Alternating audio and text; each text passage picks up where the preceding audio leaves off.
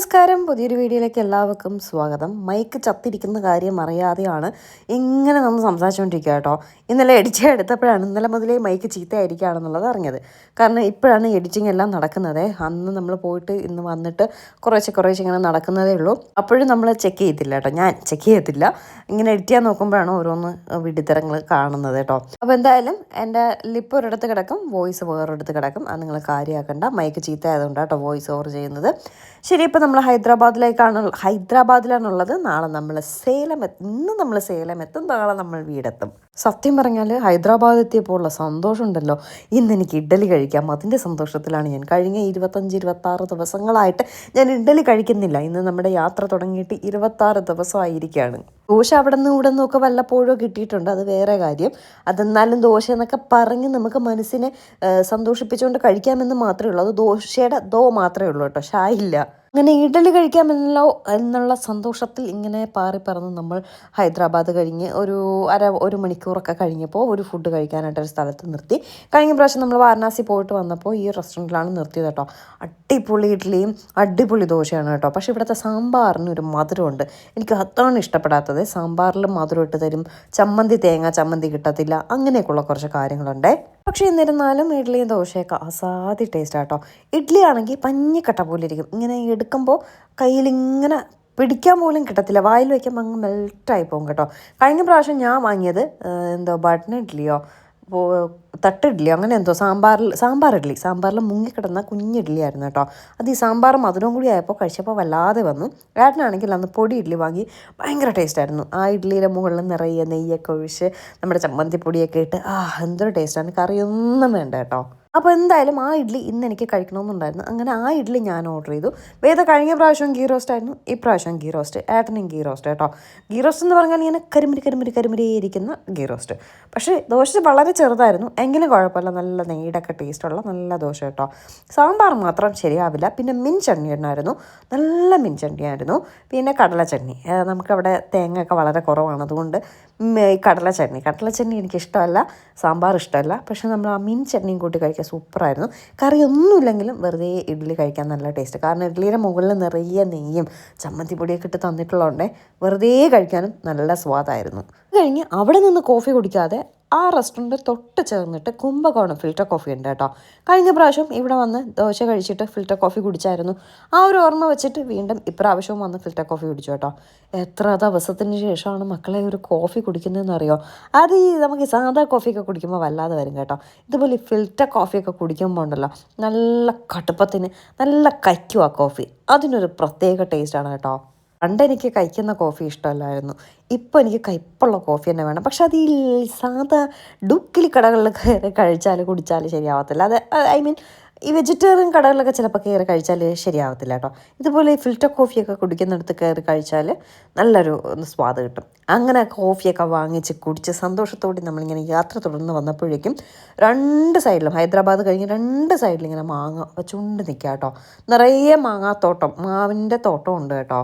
നിറയെ മാവിൽ മാങ്ങ കായ്ച്ച് നിൽപ്പുണ്ട്. അതിന് മൂടി നിർത്തിയിട്ടുണ്ട്, കിളികളൊന്നും കൊത്തിക്കൊണ്ട് പോവാതിരിക്കാൻ. അതിൻ്റെ സൈഡിലായിട്ട് ഇങ്ങനെ നിറയെ മാങ്ങ വച്ചിട്ടുണ്ട് നിൽപ്പുണ്ട്. അപ്പോൾ ഏട്ടനോട് നിർത്താൻ പറഞ്ഞപ്പോൾ ഏട്ടൻ പറഞ്ഞു, ഇല്ല അതെന്തെങ്കിലും പോയിസൺ കുത്തി വെച്ച സാധനമാണ്, ഞാൻ നിർത്തൂല, നമ്മുടെ നാട്ടിലെ കോട്ടൂക്കണം മാങ്ങയെ ഞാൻ വാങ്ങുള്ളൂ എന്ന് പറഞ്ഞ് ബഹളം വെച്ചു. ഞാനും ബഹളം വെച്ചു, എനിക്ക് നിർത്തി, ഞാൻ വാങ്ങിച്ചിട്ടേ പോകത്തുള്ളൂ എന്ന് പറഞ്ഞ് ഒരു സ്ഥലത്ത് നിർത്തിയേ. എൻ്റെ അമ്മോ, മാങ്ങ മധുരം എന്ന് വെച്ചാൽ പഞ്ചസാരയ്ക്ക് പോലും ഇത്രയും മധുരം ഉണ്ടാവില്ല, അത്രയ്ക്ക് മധുരമുള്ള മാങ്ങ കേട്ടോ. പല വെറൈറ്റീസ് ഓഫ് മാംഗോസ് അവിടെ ഇരിപ്പുണ്ട്. എല്ലാം ഓൾമോസ്റ്റ് ടേസ്റ്റ് ഒന്ന് തന്നെ കേട്ടോ. പ്രത്യേകം വേറൊരു ടേസ്റ്റ് എന്ന് പറയാനൊന്നുമില്ല. പക്ഷെ മധുരം, എന്തൊരു മധുരമായിരുന്നെന്നറിയോ, അത്ര മധുരമുള്ള മാങ്ങ. രുചിയും പ്രത്യേകിച്ച് വലിയ രുചിയെന്ന് പറയാനില്ല, പച്ചവെള്ളം പോലെ ഇരിക്കുകയാണ്. ഒരു മാങ്ങയുടെ ഫ്ലേവർ അതിനുണ്ട്, ഭയങ്കര മധുരവും, അത്രയേ ഉള്ളൂ. അല്ലാതെ അതിന് ഒരു ടേസ്റ്റ് എന്ന് പറയാനില്ല. പല വെറൈറ്റി മാങ്ങകൾ ഇരിക്കുന്നു, എല്ലാം ടേസ്റ്റ് ചെയ്യാൻ അയാൾ തന്നായിരുന്നു കേട്ടോ. ടേസ്റ്റ് ചെയ്ത് ഒന്നിനും എനിക്ക് പ്രത്യേകം ഒരു ടേസ്റ്റ് തോന്നിയില്ല. പിന്നെ അതിൽ കുറച്ച് നല്ലതെന്ന് തോന്നിയത് എൻ്റെ ആ ഫ്രണ്ടിലിരിക്കുന്ന ആ മാങ്ങയാണ്. അപ്പോൾ അത് ഞാൻ 1 കിലോ എനിക്കും വാങ്ങി, 1 കിലോ നെട്ടയത്തും വാങ്ങി. അച്ഛനാണെങ്കിൽ എവിടെ മാങ്ങ കണ്ടാലും വാങ്ങും കേട്ടോ, അതുകൊണ്ട് നെട്ടയത്തും വാങ്ങി. അപ്പോൾ ഞാൻ അയാളോട് പറയായിരുന്നു, ഞങ്ങൾ കേരളത്തിൽ നിന്ന് വരികയാണ്, 2 ദിവസം കഴിഞ്ഞ് കേരളത്തിലെത്തും, ഈ മാങ്ങ ഇരിക്കുമെന്നൊക്കെ ചോദിച്ചപ്പോൾ 2 അല്ല 3 ദിവസത്തിൽ കൂടുതൽ ഇരിക്കുമെന്ന് പറഞ്ഞു. പക്ഷേ അയാളുടെ വാക്കിന് എനിക്ക് വിശ്വാസമില്ലാത്തത് കൊണ്ട് ഞാൻ ഓരോ കിലോ വെച്ചേ വാങ്ങിയുള്ളൂ. പക്ഷേ അയാൾ പറഞ്ഞത് സത്യമായിരുന്നു കേട്ടോ. നമ്മൾ കേരളത്തിലെത്തി 2 ദിവസം കഴിഞ്ഞിട്ടും ആ മാങ്ങ ചീത്തയായില്ല. സാധാരണ കുഴപ്പമില്ല, ചീത്തയാവില്ല എന്നൊക്കെ പറഞ്ഞ് കൊണ്ടുപോയാലും ചീത്ത ആവാറുണ്ട്. അതുകൊണ്ടാണ് കുറച്ച് വാങ്ങിയത്. പക്ഷേ ഞാൻ അയാളുടെ വാക്കിനെ വിശ്വസിച്ചില്ല. വിശ്വസിച്ചിരുന്നെങ്കിൽ 2-3 കിലോ വാങ്ങിച്ചിരുന്നെങ്കിൽ ഇരുന്നാനായിട്ട് ഒന്നും ചെയ്യില്ലായിരുന്നു. നമ്മൾ ജമ്മുവിൽ നിന്ന് ആപ്രിക്കോട്ട് വാങ്ങിയത് നിങ്ങൾക്ക് ഓർമ്മയുണ്ടോ? അത് ചീത്തയായിപ്പോയി, എടുത്ത് കളഞ്ഞു. ഫുൾ ചീത്തയായി എടുത്ത് കളഞ്ഞു. ഷമാം വാങ്ങിയത് ഓർമ്മയുണ്ടോ? അതും എടുത്ത് കളഞ്ഞു. അപ്പോൾ ഇതിൻ്റെ അവസ്ഥ അതായിരിക്കും എന്ന് എഴുതിയിട്ട് ഓരോ കിലോ വെച്ചേ വാങ്ങിയുള്ളൂ. പക്ഷേ അത് ഒരു തെറ്റായ തീരുമാനമായിരുന്നു. നല്ല മാങ്ങയായിരുന്നു. ഇതൊക്കെ മാവിൻ തോട്ടമാണ്. ഇതിലൊന്നും മാങ്ങയില്ല. അയാളുടെ വില്ലേജ് തൊട്ടടുത്തുണ്ട് ആ വിൽക്കുന്ന ആളുടെ. അവിടെ നിന്നാണ് കൊണ്ടുവന്നതെന്നൊക്കെ പറഞ്ഞേ. പക്ഷെ എന്തായാലും കൊള്ളായിരുന്നു. അങ്ങനെ വീട്ടിലത്തേക്ക് 1 കിലോ വാങ്ങി, എനിക്കും 1 കിലോ വാങ്ങി. പുള്ളിക്കാണെങ്കിൽ ഇതിപ്പോൾ നമ്മൾ രണ്ടും കെട്ട അവസ്ഥയിൽ നിൽക്കുക കേട്ടോ. പുള്ളിക്കാണെങ്കിൽ തമിഴ് അറിയത്തില്ല. പുള്ളിക്കാണെങ്കിൽ ഹിന്ദി ബബ്ബ അറിയാം, ഏട്ടന് ഹിന്ദി ബബ്ബ അറിയാം. അപ്പോൾ ഹിന്ദിയിലാണ് കുറച്ചിങ്ങനെ കമ്മ്യൂണിക്കേറ്റ് ചെയ്യുന്നത്. പുള്ളിക്ക് തെലുങ്ക് മാത്രമേ അറിയത്തുള്ളൂ. നമുക്കാണെങ്കിൽ തെലുങ്കും അറിയത്തില്ല. മറ്റത് ഹിന്ദി എന്തെങ്കിലുമൊക്കെ പറഞ്ഞ് ഏട്ടനെ അഡ്ജസ്റ്റ് ചെയ്ത് ഏട്ടന് മനസ്സിലാവും ഹിന്ദി. നമുക്ക് പറഞ്ഞാലും മനസ്സിലാവും. ഇത് തെലുങ്ക് ഒരു കുന്തവും മനസ്സിലാവുന്നില്ല. അയാൾക്കൊട്ട് വേറെ ഭാഷയിൽ പറയാനും അറിയില്ല കേട്ടോ. പിന്നെ ആംഗ്യ ഭാഷയിലൊക്കെയാണ് നമ്മൾ ജീവിച്ച് പോകുന്നത് ഇങ്ങോട്ടൊക്കെ വന്നാൽ. അങ്ങനെ എന്തൊക്കെയോ പറഞ്ഞൊക്കെ ഒപ്പിച്ചു. എല്ലാം മാങ്ങയിൽ ടേസ്റ്റ് ചെയ്തു. നല്ലൊരു പയ്യനായിരുന്നു കേട്ടോ. എല്ലാം ടേസ്റ്റ് ചെയ്യാനൊക്കെ തന്നു, കൈ കഴുകാൻ വെള്ളം തന്നു. അപ്പോൾ അവിടെയൊക്കെ ഇരിക്കുന്ന ആൾക്കാർ ഇങ്ങനെ മാങ്ങയൊക്കെ എടുത്ത് വെറുതെ കഴിച്ചുകൊണ്ടിരിക്കുക കേട്ടോ. എനിക്ക് സത്യം പറഞ്ഞാൽ മാങ്ങ അധികം കഴിക്കാൻ പേടിയാണ്. ഒരിക്കൽ മാങ്ങ കഴിച്ച് എനിക്ക് ഫുഡ് പോയിസൺ അടിച്ചു കേട്ടോ. ഞാൻ വേറെ ഒന്നും കഴിച്ചില്ല, മാങ്ങ മാത്രമേ കഴിച്ചുള്ളൂ. അത് കഴിച്ച് ഗ്യാസ് എന്തോ കയറിയിട്ട് ഭയങ്കരമായിട്ട് ഫുഡ് പോയിസണൊക്കെ അടിച്ചതുകൊണ്ട് മാങ്ങയിൽ അധികം പോയിസൺ ചെന്ന സാധനം നമുക്ക് കഴിക്കാൻ പറ്റില്ല, അത് വേറെ കാര്യം. അതുകൊണ്ട് എനിക്ക് അധികം വാങ്ങാനും പേടിയുണ്ട് കേട്ടോ. പക്ഷെ ഇത് ഉറപ്പായിട്ട് എന്തെങ്കിലും കുത്തി വെച്ചിട്ടുണ്ടാവും. കാരണം അതിൻ്റെ ഞാൻ പറയില്ലേ, സ്വാദില്ല, പക്ഷെ നല്ല മധുരമുണ്ട്. ഇത്രയും മധുരമുള്ള മാങ്ങ എൻ്റെ ജീവിതത്തിൽ ഞാൻ കഴിച്ചിട്ടുണ്ടോ എന്ന് വെച്ചാൽ എനിക്കറിയത്തില്ല. അത്രയ്ക്ക് മധുരമുള്ള മാങ്ങ. ഏട്ടനാണെങ്കിൽ നിനക്ക് അവിടെ കിടക്കണ കൊട്ടുക്കണ മാങ്ങ വാങ്ങിക്കാൻ വയ്യ, ഈ മാങ്ങ വാങ്ങിക്കാൻ പറ്റുള്ളൂ എന്ന് ചോദിച്ചിട്ട് വഴക്ക് തന്നെ കേട്ടോ. 1 കിലോ 140 രൂപ എന്തോ ഉണ്ടായിരുന്നുള്ളേ. പിന്നെ വേറൊരു മാങ്ങ കോംപ്ലിമെൻ്ററി ആയിട്ട് തന്നു. നല്ല മണം, എല്ലാ മാങ്ങയ്ക്കും നല്ല മണമൊക്കെ ഉണ്ട്. മണം എല്ലാം ഒരുപോലെ തന്നെ. അപ്പോൾ അയാൾ പറഞ്ഞു ഇതൊന്ന് കൈ വെച്ചേക്കൂ, നിങ്ങൾ വീട്ടിൽ പോയിട്ടൊന്ന് ടേസ്റ്റ് ചെയ്ത് നോക്കുമെന്നും പറഞ്ഞു തന്നു. അങ്ങനെ അതിനെയും വാങ്ങിച്ച് കിട്ടി നമ്മൾ പോയി ഫുഡ് കഴിക്കാനായിട്ട് സമയമായി. ഉച്ചയ്ക്ക് ലഞ്ച് കഴിക്കാൻ സമയമായി. അപ്പോൾ നമ്മൾ അങ്ങോട്ട് കാശ്മീരിലേക്ക് പോയപ്പോൾ ഉച്ചയ്ക്ക് കഴിക്കാൻ ഹൈദരാബാദ് എത്തുന്നതിന് മുന്നേ കഴിക്കാനൊരു ഷോപ്പിംഗ് കോംപ്ലക്സിൽ നമ്മൾ ഇറങ്ങിയിട്ടുണ്ടായിരുന്നു, ഒരു മോള് പോലെയൊക്കെയുള്ള സ്ഥലത്ത്. അവിടെ തന്നെ തിരിച്ച് വന്നപ്പോഴും ഇറങ്ങി. ഇങ്ങനെ നമ്മൾ നോക്കിയിരുന്ന് അവിടെ തന്നെ ഇറങ്ങി കേട്ടോ. കാരണം ഇവിടെയെങ്കിലും അധികം നല്ല കടകളില്ല. ഹൈദരാബാദ് എത്തിയെങ്കിലും ധാബകൾ തന്നെയാണ് ഏറ്റവും കൂടുതൽ. വലിയ വലിയ കടകൾ ഉണ്ട്, കുറേ കിലോമീറ്റേഴ്സ് ചെല്ലുമ്പോൾ മാത്രമേ കടകളുള്ളൂ. അതുകൊണ്ട് ഈ കട നോക്കിയിരുന്ന് കട കണ്ടുപിടിച്ച് ഞങ്ങൾ ഇതിലേക്ക് കയറിയേ. ഇവിടെ 2 റെസ്റ്റോറൻ്റാണുള്ളത്. ഒന്ന് വെജിറ്റേറിയനും ഒന്ന് നോൺ വെജും. പിന്നെ ബർഗർ കിങ്, മെക്ഡി, അങ്ങനെ KFC അങ്ങനെയൊക്കെ ഉള്ള കടകളുണ്ട്. അപ്പോൾ നമ്മൾ ഉച്ചയ്ക്ക് ഊണെന്തെങ്കിലും കഴിക്കാമെന്ന് പറഞ്ഞ് ഊണോ ചപ്പാത്തി അങ്ങനെ എന്തെങ്കിലും കഴിക്കാമെന്ന് പറഞ്ഞാണ് കയറിയത്. എന്തായാലും വെജിറ്റേറിയൻ ഹോട്ടലിൽ കയറേണ്ട, നോൺ വെജിൽ തന്നെ കയറാൻ നേരി. അങ്ങോട്ട് പോയപ്പോഴും നമ്മൾ ഈ നോൺ വെജ് ഹോട്ടലിലാണ് കയറിയത്. കൃതിങ്ക എന്നാണ് ഈ റെസ്റ്റോറൻറ്റിൻ്റെ പേര്. ഹൈദരാബാദ് ആ ഒരു ഏരിയയിൽ ഒരുപാട് ഇവർക്ക് ഔട്ട്ലെറ്റ്സ് ഉണ്ട് കേട്ടോ. ഒരുപാട് കടകൾ നമ്മൾ കണ്ടായിരുന്നു. ഇതിൻ്റെ തന്നെ വേറൊരു കടയിൽ നമ്മൾ അങ്ങോട്ട് പോയപ്പോൾ വൈകുന്നേരവും കയറി കഴിച്ചായിരുന്നു. അപ്പോൾ ഒരുപാട് കടകൾ അവർക്കുണ്ട്. തിരക്കും അതിഗംഭീര തിരക്ക് കേട്ടോ. അപ്പോൾ നമ്മൾ അങ്ങോട്ട് പോയപ്പോൾ മറ്റേ റാഗി മുത്തു എന്ന് പറഞ്ഞിട്ടുള്ള എന്തൊരു സാധനം ഉണ്ടല്ലോ, ഈ കർണാടകക്കാരുടെ ആന്ധ്രക്കാരുടെ ഒരു സ്പെഷ്യൽ സാധനമാണ്. അത് വാങ്ങിച്ച് കഴിച്ചു. ഇപ്രാവശ്യം എനിക്കത് വാങ്ങണമെന്നുണ്ടായിരുന്നു. പക്ഷേ ഇതിനകത്ത് കയറിയപ്പോൾ ബിരിയാണിയുടെ മണം സഹിക്കാൻ വയ്യ കേട്ടോ. പിന്നെ രണ്ടും കൽപ്പിച്ച് ഇവിടുത്തെ സ്പെഷ്യൽ ബിരിയാണി തരാൻ പറഞ്ഞു. അങ്ങനെ എന്തൊക്കെയാണെന്ന് വെച്ചപ്പോൾ ഒരു ആന്ധ്ര ദം ബിരിയാണിയും പിന്നെ ആന്ധ്ര ബോൺലെസ് ബിരിയാണിയാണ് ഇവിടുത്തെ സ്പെഷ്യൽ എന്ന് പറഞ്ഞു. അപ്പോൾ ഞങ്ങൾക്ക് 2 ബിരിയാണി മതി എന്ന് പറഞ്ഞു. നമ്മൾ 3 പേരും കൂടി ഷെയർ ചെയ്ത് കഴിക്കാമെന്നുള്ള രീതിയിൽ 2 ബിരിയാണി ഓർഡർ ചെയ്തു. ഒരു ദം ബിരിയാണി, ഒരു ബോൺലെസ് ബിരിയാണിയും. എനിക്ക് വലിയ റൈസിലെ ബിരിയാണി അത്രയ്ക്ക് ഇഷ്ടമല്ല. എനിക്ക് കൈമ റൈസിലെ ബിരിയാണിയാണ് ഇഷ്ടം. അവരുടെ മെനുവിൽ കൈമ റൈസ് ബിരിയാണി ഉണ്ടായിരുന്നു, ചോദിച്ചപ്പോൾ ഇല്ല എന്ന് പറഞ്ഞു കേട്ടോ. അപ്പോൾ വലിയ റൈസിലെ ബിരിയാണിയാണ് വന്നത്. ആദ്യം കഴിച്ചപ്പോൾ എനിക്ക് നല്ല ടേസ്റ്റ് ആയിട്ടൊക്കെ തോന്നി. പിന്നെ കഴിച്ച് വന്നപ്പോഴേക്കും വലിയ ടേസ്റ്റൊന്നും തോന്നിയില്ല കേട്ടോ. ചിക്കനൊക്കെ ഭയങ്കര ഫ്ലേവർ ഉള്ളതായിട്ട് തോന്നി. പിന്നെ കഴിച്ച് വന്നപ്പോൾ എന്തോ എനിക്ക് അത്ര സ്വാദുള്ളതായിട്ട് തോന്നിയില്ല. മെയിൻ തിങ് എന്താണെന്ന് വെച്ചാൽ അവരുടെ ഈ അങ്ങോട്ടൊക്കെ വന്നാൽ അവർ ഭയങ്കര ഒരു സ്പൈസസിൻ്റെയൊക്കെ ഒരു കുത്തലാണ് കേട്ടോ. മസാലകളുടെയൊക്കെ ഒരു കുത്തലാണ്, ഭയങ്കര ഓവറായിട്ട് തോന്നും. ഇങ്ങനെ വരുമ്പോൾ എന്ത് ചെയ്യുമെന്ന് അറിയോ, നമുക്ക് വയറ് ഫുള്ളായിട്ടിരിക്കും അന്നത്തെ ദിവസം. പിന്നെ വേറെ ഒന്നും കഴിക്കാൻ തോന്നില്ല. ഈ മസാലയുടെ ഒരു കുത്തലും കാര്യങ്ങളൊക്കെ ആയിട്ട് ആ ഒരു ദിവസം പോവും. എനിക്ക് ആ ഒരു ഇതാണ് എനിക്ക് മെയിനായിട്ട് എനിക്ക് ഇവരുടെ ബിരിയാണി ഇഷ്ടപ്പെടാത്തത്. എനിക്ക് എവിടെ ചെന്നാലും ഞാൻ ബിരിയാണി കഴിക്കുന്ന ആളാണ്. ഇപ്പോൾ ഇവരുടെ ഈ ഒരു ബിരിയാണിയൊക്കെ കഴിച്ചാൽ സത്യം പറഞ്ഞാൽ എനിക്ക് ബിരിയാണി എന്ന് കേൾക്കുമ്പോൾ അത്ര വലിയ പ്രിയമൊന്നും ഇല്ല കേട്ടോ. എങ്കിലും എനിക്ക് തമിഴ്നാട് ബിരിയാണി കഴിച്ചോളാൻ കൊതിയായിട്ട് വയ്യ, അത് വേറെ കാര്യം. പക്ഷേ ബിരിയാണി വാങ്ങിച്ചപ്പോൾ എനിക്ക് തോന്നി തെറ്റായ തീരുമാനമായിരുന്നു. മറ്റേ റാഗി കുത്തുവോ എന്താ സാധനം ഉണ്ടല്ലോ, അതും എന്തെങ്കിലും ചിക്കൻ കറിയും വാങ്ങിച്ചാൽ മതിയെന്നേ. അത് മാത്രമല്ല ഈ ആന്ധ്രക്കാരുണ്ടല്ലോ, എൻ്റെ അമ്മ എന്തൊരു എരിവാന്നറിയോ അവരുടെ ഫുഡിന്. നമ്മൾ സ്പൈസി വേണ്ടാന്ന് പറഞ്ഞ ആഹാരമാണ് ഈ കൊണ്ടുവന്ന് മുന്നേ വെച്ചിരിക്കുന്നത്. ബാക്കി എല്ലാത്തിനും സ്പൈസിയാന്ന് പറഞ്ഞു കേട്ടോ. അന്ന് അങ്ങോട്ട് പോയപ്പോൾ കയറി കഴിച്ചു. എന്തൊരു എരിവായിരുന്നു. ഇന്നലെ നമ്മൾ ഫുഡ് കഴിക്കാൻ വൈകിട്ട് പോയെടുത്തും അവരും എന്തോ ഒരു സാധനം പറഞ്ഞപ്പോൾ ഭയങ്കര സ്പൈസി ആണെന്ന് പറയും. അപ്പോൾ സ്പൈസി അല്ലാത്തത് തരാൻ പറഞ്ഞാണ് അങ്ങനത്തതാണ് വാങ്ങിച്ചത് കേട്ടോ. ഇവർ പൊതുവേ കുറച്ച് എരിവിൻ്റെ ആൾക്കാരാണെന്ന് തോന്നുന്നു. എന്നിട്ട് ഫുഡെല്ലാം കഴിച്ചിട്ട് ഒരു ഐസ്ക്രീം കഴിക്കാമെന്ന് കരുതിയിട്ട് നേരെ ബർഗർ കിങ്ങിലേക്ക് കയറി ഐസ്ക്രീം ആണല്ലോ ഇപ്പോഴത്തെ സംസാര വിഷയം. അതുകൊണ്ട് 1, 2, 3 ഐസ്ക്രീം വാങ്ങിച്ച് ഞങ്ങൾ കഴിച്ചു. അത് നിങ്ങൾ മനസ്സിലാക്കണം. സത്യം പറഞ്ഞാൽ ഈ ഐസ്ക്രീം വാങ്ങുന്നത് ഐസ്ക്രീം വിഷയം നടക്കുന്നതിന് മുന്നേ കേട്ടോ. ഞാൻ അറിയാതെ വാങ്ങിയതാണ്. ഇപ്പോൾ എനിക്ക് പറയണമെന്ന് തോന്നി അങ്ങനെ പറഞ്ഞതാണ് കേട്ടോ. സംഭവം എന്താണെന്ന് വെച്ചാൽ ഏട്ടനോട് ഐസ്ക്രീം വേണമെന്ന് വെച്ചാൽ ഏട്ടൻ ഈ വക സാധനങ്ങളൊന്നും അങ്ങനെ അധികം കഴിക്കില്ല. ചില സമയങ്ങളിൽ ചിലപ്പോൾ കഴിക്കും കേട്ടോ. അപ്പോൾ വേണമെന്ന് വെച്ചപ്പോൾ വേണ്ടാന്ന് പറഞ്ഞു. അപ്പോൾ ഞാൻ കരുതി ചിലപ്പോൾ കഴിക്കുമായിരിക്കും എന്ന് കരുതി ഏട്ടനും എനിക്കും വേദയ്ക്കും കൂടി ഓർഡർ ചെയ്തു. വേദയും ഏട്ടനും മറ്റേ സോഫ്റ്റി ഡിപ്പാണ്, ചോക്ലേറ്റ് ഡിപ്പാണ് ഓർഡർ ചെയ്തത്. ഞങ്ങൾ ഓർഡർ ചെയ്തപ്പോൾ ഏട്ടനില്ലായിരുന്നു, ഏട്ടൻ വാഷ്റൂമിൽ പോയിരുന്നു കേട്ടോ. അപ്പോൾ അങ്ങനെ ഓർഡർ ചെയ്തു. ഞാനൊരു കിക്കാറ്റ് സോഫ്റ്റി കിക്കാറ്റ് സൺഡേ വാങ്ങിച്ചു. അപ്പോഴേക്കും ഏട്ടൻ വന്നിട്ട് പറഞ്ഞു, എനിക്ക് വേണ്ടാന്നല്ലേ പറഞ്ഞത്, പിന്നെ എന്തിനു വാങ്ങിച്ചത്? ഞാൻ പറഞ്ഞു ശരി, വേണ്ടെങ്കിൽ വേണ്ട, ഞാൻ കഴിച്ചോളാം എന്ന് പറഞ്ഞു. അങ്ങനെ ഞാനും വേദയും കൂടി 2, 3 ഐസ്ക്രീം കഴിച്ചു കേട്ടോ. 3 ഐസ്ക്രീം കഴിച്ചിട്ട് പിന്നെ തൊണ്ടയ്ക്ക് നല്ല പടിയായിരുന്നു. കുറച്ച് സമയം തൊണ്ട അനക്കാൻ പോലും വയ്യാത്ത അത്ര ഇതായിരുന്നു കേട്ടോ. ഞാനും വേദയും കൂടി 3 ഐസ്ക്രീമും വാശിക്ക് കഴിച്ചു. ഞാൻ ഈ സൺഡേ കഴിച്ച് കഴിഞ്ഞപ്പോഴേക്കും വേദയുടെ ഐസ്ക്രീം പകുതിയാക്കി. ആ പകുതിയാക്കിയ ഐസ്ക്രീം ഞാൻ കഴിച്ചിട്ട് വേദയ്ക്ക് ഏട്ടൻ്റെ ഫുൾ ഐസ്ക്രീം അങ്ങ് കൊടുത്തു കേട്ടോ. കണ്ടോ, 1, 3 ഐസ്ക്രീം നമ്മൾ വാങ്ങിക്കഴിച്ചു. അത് ചില സാധനങ്ങൾ നമുക്കറിയില്ല, അതുകൊണ്ടാണ് നമ്മൾ ഒരെണ്ണം വാങ്ങി ടെസ്റ്റ് ചെയ്യുന്നത്. അപ്പോൾ ചിലപ്പോൾ നല്ലതായിരിക്കും, പിന്നെ വീണ്ടും പോയി വാങ്ങുന്ന പാട് കരുതിയിട്ട് വാങ്ങത്തില്ല. അതൊക്കെയാണ് സംഭവിക്കുന്നത്. അത് ഈ കമൻ്റ് ഇടുന്നവർ ഒന്നും മനസ്സിലാക്കുക കേട്ടോ. ഓക്കെ ശരി, നമ്മൾ ഐസ്ക്രീമൊക്കെ വാങ്ങിച്ച് ഇങ്ങനെ കഴിച്ചിട്ട് പോയിക്കൊണ്ടിരുന്നപ്പോഴേക്കും മിക്കവാറും ഫാസ്ടാഗിൻ്റെ അവിടെ, ടോൾ പ്ലാസാസിൻ്റെ അവിടെ ഇതുപോലെ കപ്പലണ്ടി പുഴുങ്ങിയത്, കപ്പലണ്ടി വറുത്തത്, മുല്ലപ്പൂ, പിച്ചിപ്പൂ അങ്ങനെയൊക്കെ കൊണ്ടുവച്ച് വിൽക്കാറുണ്ട് കേട്ടോ. അപ്പോൾ എനിക്ക് പുഴുങ്ങിയ കപ്പലണ്ടി ഭയങ്കര ഇഷ്ടമാണ്. അങ്ങനെ ഈ ചേട്ടൻ്റെ ഒരു കവർ പുഴുങ്ങിയ കപ്പലണ്ടി വാങ്ങിയേ. ഇതിൻ്റെ മുന്നിലത്തെ ടോൾ പ്ലാസയിൽ ഒരു ചേച്ചി വറുത്ത കപ്പലണ്ടി വെച്ചോണ്ടിരുന്നേ. പക്ഷേ ചേഞ്ച് ഉണ്ടായിരുന്നില്ല, അതുകൊണ്ട് പിന്നെ വാങ്ങിയില്ല.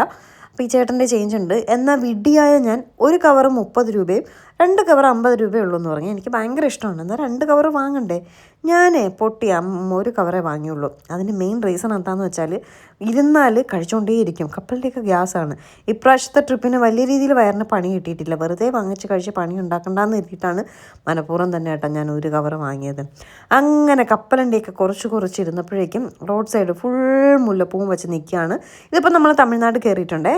കൃഷ്ണഗിരി എന്ന് പറഞ്ഞുള്ള സ്ഥലമാണ്. കുറേ ചേച്ചിമാരും ചേട്ടന്മാരും കൊച്ചു കുട്ടികളും ഒക്കെ ഇങ്ങനെ മുല്ലപ്പൂ കെട്ടിയതും വെച്ച് ഇങ്ങനെ റോഡ് സൈഡിൽ ഇങ്ങനെ ഓരോ കാറിനും കൈ കാണിച്ച് നിൽപ്പുണ്ട് കേട്ടോ. ആ സൈഡിൽ തന്നെ നമ്മൾ നേരത്തെ മാവിൻ്റെ തോട്ടം കണ്ടതുപോലെ നിറയെ മുല്ലപ്പൂവിൻ്റെ തോട്ടം കേട്ടോ. അങ്ങനെ ഒരു സ്ഥലത്ത് കാറ് പാർക്ക് ചെയ്യാൻ പറ്റിയെടുത്ത് നമ്മൾ ഇറങ്ങിയിട്ട് ആ തോട്ടം അങ്ങ് വീഡിയോ എടുക്കാൻ കരുതി. നിറയെ പൂക്കൾ നിൽപ്പുണ്ട്, നിറയെ പൂക്കൾ. അവർ പറയായിരുന്നു ഇപ്പോൾ സീസൺ അല്ല, ഇത് അവർ കർണാടകയിൽ കൊണ്ടുപോയി വിൽക്കും, 1 കിലോ ഇപ്പോൾ 400 രൂപയേ ഉള്ളൂ എന്നൊക്കെ പറയുന്നുണ്ട് കേട്ടോ. പൂവ് ഞാനൊന്ന് മണപ്പിച്ച് നോക്കിയപ്പോൾ മണം എന്ന് പറഞ്ഞ സാധനം അതിനില്ല കേട്ടോ. പിന്നെ അവർ കുറേ ഇങ്ങനെ മൊട്ട് പറിച്ചിട്ട് ഇങ്ങനെ കയ്യിൽ തന്നു. അത് മണപ്പിച്ചപ്പോൾ കുറേ ഇരുന്നത് കൊണ്ടാവാം നല്ല മണം ഉണ്ടായിരുന്നു. ഒരെണ്ണമൊക്കെ വെച്ച് മണപ്പിച്ച് നോക്കിയിട്ട് പൂത്ത് നിന്നത് പോലും പറിച്ച് മണപ്പിച്ച് നോക്കിയിട്ട് ഒരു മണം ഉണ്ടായിരുന്നില്ല കേട്ടോ.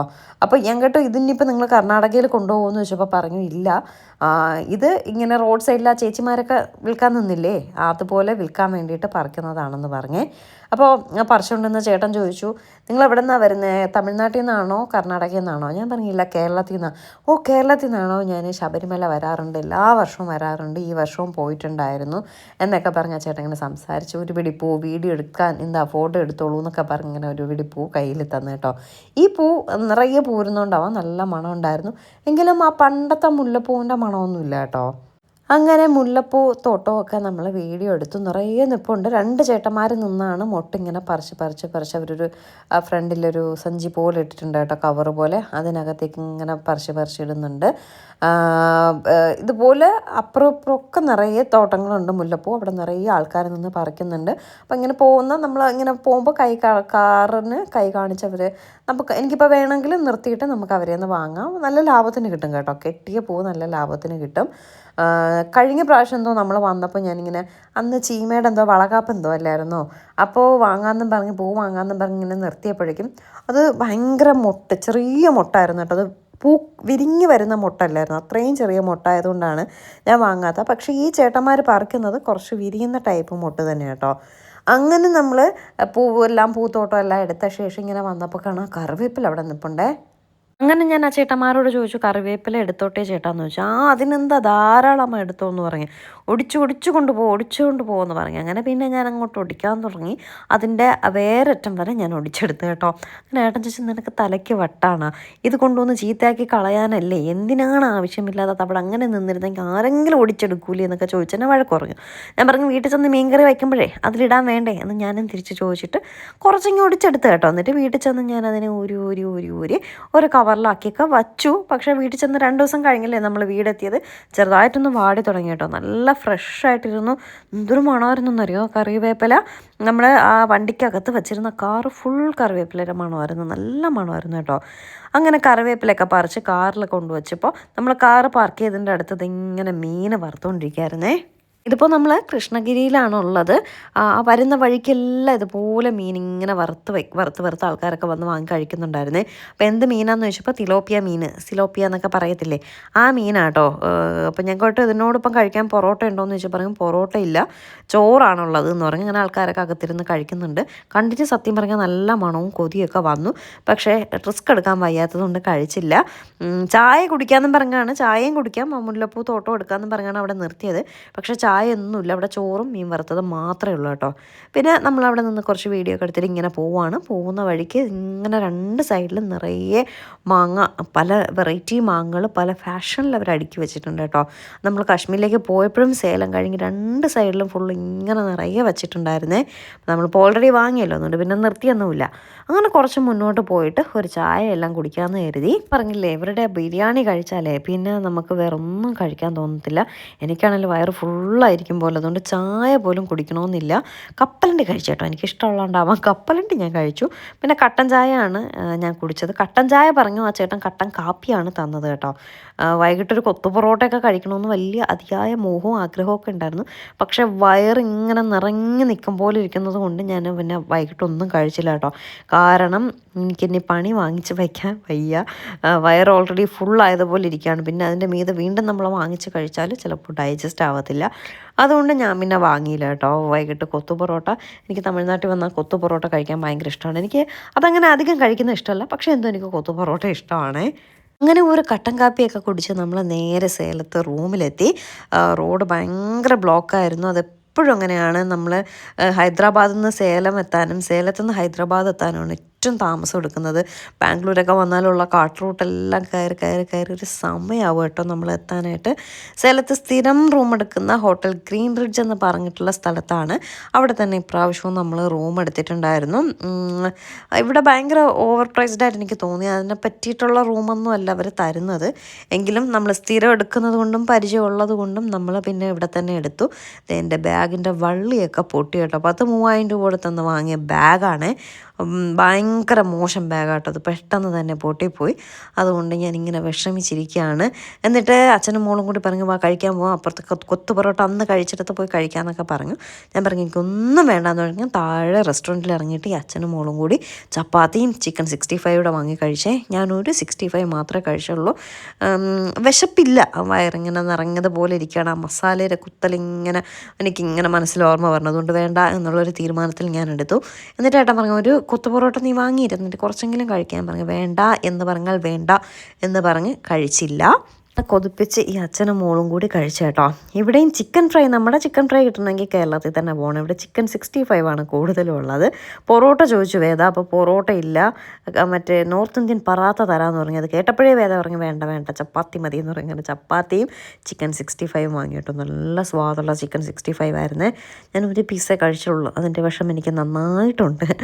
അപ്പോൾ എന്തായാലും ഇന്നത്തെ വിശേഷം, കുഞ്ഞു വിശേഷം ദേ ഇവിടെ കഴിയാണ്. നാളെ നമ്മൾ വീടെത്തും, അതിൻ്റെ സന്തോഷത്തിലാണ് ഞാൻ. അപ്പോൾ നമുക്ക് നാളെ വീട്ടിലേക്ക് പോകുന്ന വിശേഷമായിട്ട് കാണാം. ടാറ്റാ.